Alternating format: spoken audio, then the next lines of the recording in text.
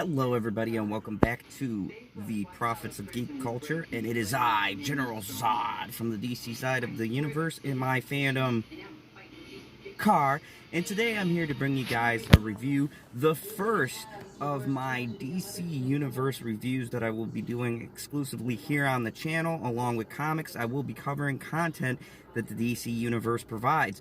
And I'm a little behind the 8 ball on this, but the second season has already premiered. So let's dive into the first season and why you should be watching the Harley Quinn show. Because this show is, quite frankly, one of the best products or versions of characters in the DC universe. The funny part is, this is kind of like a show like the Orville, where it's meant to be mocking the subject for which it's based on, right? The Orville mocks Star Trek. This mocks Batman in the Batman universe. So the premise is Harley Quinn Zell has had a breakup with the Joker and decides that she is going to strike it big on her own. Being a strong, empowered female woman, she will take down all the pasty white... No, it's not that at all. Actually, this show is the complete opposite of that.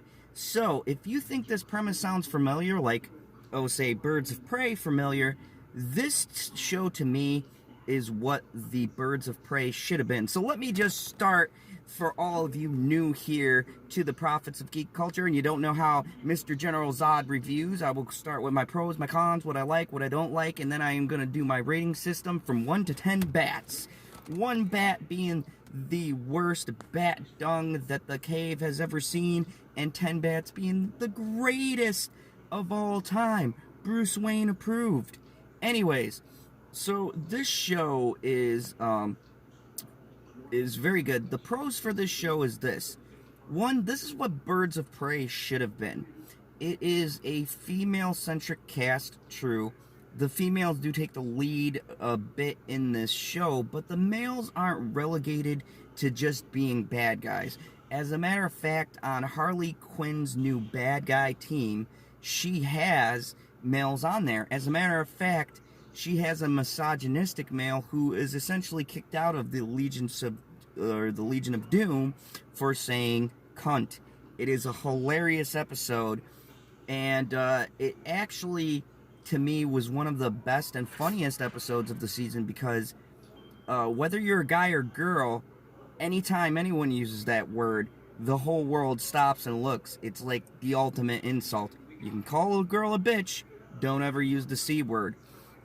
But yeah, so this show to me is exactly what I was expecting from the Birds of Prey movie. The problem that happened with that was they focused solely on this female empowerment thing, and they didn't focus enough on the characters. And here it's the complete opposites. The strength of the show is that every character and every single villain sort of has their moments, except for like Bane or them, but Joker and, you know, the Legion of Doom and different people, they all have moments. And more importantly, the core cast each kind of gets an episode to shine and to kind of introduce them into the cast. And then by the time you get to the 13th episode, you are established and invested.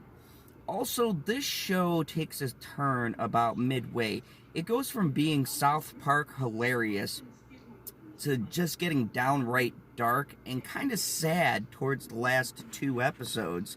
There is something shocking that happens, which kind of makes this thing where you feel like the characters aren't invulnerable. They can die, and they can essentially be taken out of the story.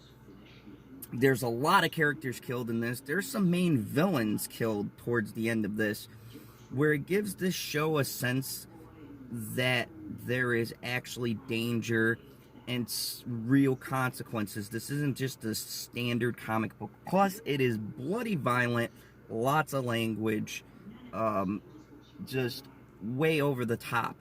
This is the best portrayal of the DC Universe that I've personally seen. This is what I want from my Harley Quinn show.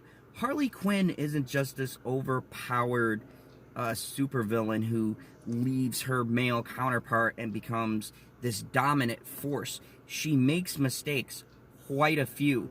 There's an episode in particular where you get a look inside her head and how she thinks of the world, which is one of the most fascinating episodes of this season. There's so many good episodes actually in this show, and some of them highlight Harley Quinn, some of them highlight Poison Ivy, and the two focal points of the show is Ivy and Quinn and their relationship, but I feel like it's also this team that she's building and the team overall. I love the animation, I love the sounds, I love the voice work is just phenomenal. The voice work is possibly better than some of the live action stuff and even some of the DCAU portrayals we've seen on screen. A lot of the voice actors are really good in this show. So hats off to them. If I had any cons, I would say that in the beginning, it felt like the first 2 episodes, the show didn't really know what direction that it was going in. And then when I rewatch it, I feel like maybe it was just trying to establish certain plot points.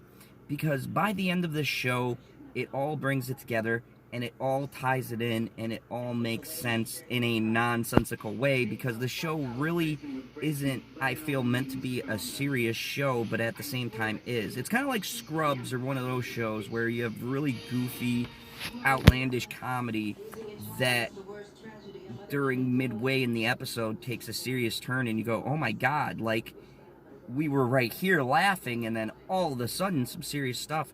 Particularly the last 2 episodes of the season are kind of really heartfelt and sad. I mean, the second to last episode is really sad. And here's the great thing about this show. The females are not overpowered. They lose quite a bit. They get their ass kicked quite a bit. And the politics are even keel. They mock both sides, but mostly mock the DC universe and how it's set up. And I feel like that's always what the show was meant to be. It's a mock of DC characters, DC villains, and DC heroes, and all of the tropes put into a show, and also a mock on our culture in general, sexism, misogyny, things like that, but it doesn't beat you over the head with it. It intentionally makes it look silly like it is when people are debating it with you. So overall, what do I think? This show is excellent. This first season was masterful, put together, especially the last 3 episodes of this series are solid 10s.